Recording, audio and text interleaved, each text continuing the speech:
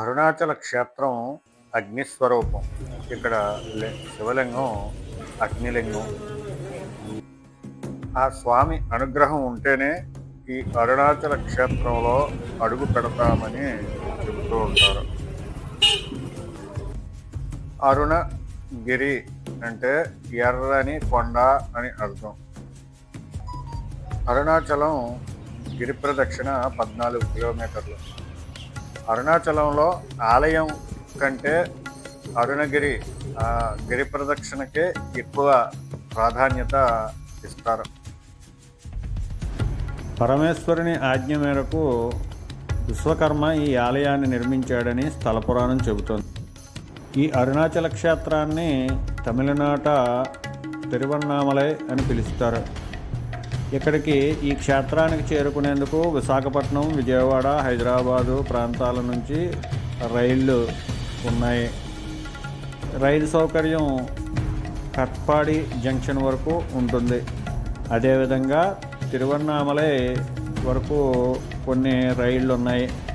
అయితే అధిక సంఖ్యలో కాట్పాడి జంక్షన్కు మాత్రమే రైళ్ళు వెళ్తున్నాయి. అక్కడ నుంచి 80 కిలోమీటర్లు తిరువన్నామలైకి ప్రయాణం చేయాల్సి ఉంటుంది. ఇది బస్సు ద్వారా.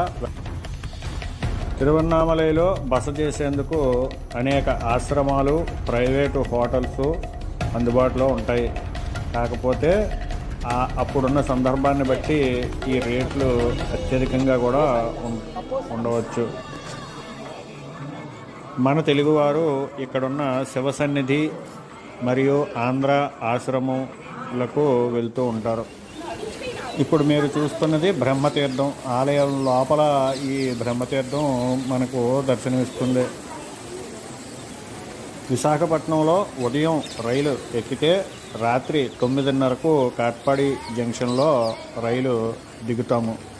అక్కడ నుండి తిరువన్నామలై బస్సు మార్గం ద్వారా 80 కిలోమీటర్ల ప్రయాణం చేసి తిరువన్నామలై చేరుకుంటాం. అప్పటికి రాత్రి 1 గంట అవుతుంది. మరుసటి రోజు తెల్లవారుజామునే గిరి ప్రదక్షిణ ప్రారంభిస్తే 14 కిలోమీటర్ల గిరి ప్రదక్షిణకు 4 గంటల సమయం పడుతుంది. ఈ 14 కిలోమీటర్ల పరిక్రమలో 8 శివలింగాలను మనం దర్శనం చేసుకుంటాం. వీటితో పాటు అనేక ఆలయాలు, గుళ్ళు సందర్శించవచ్చు.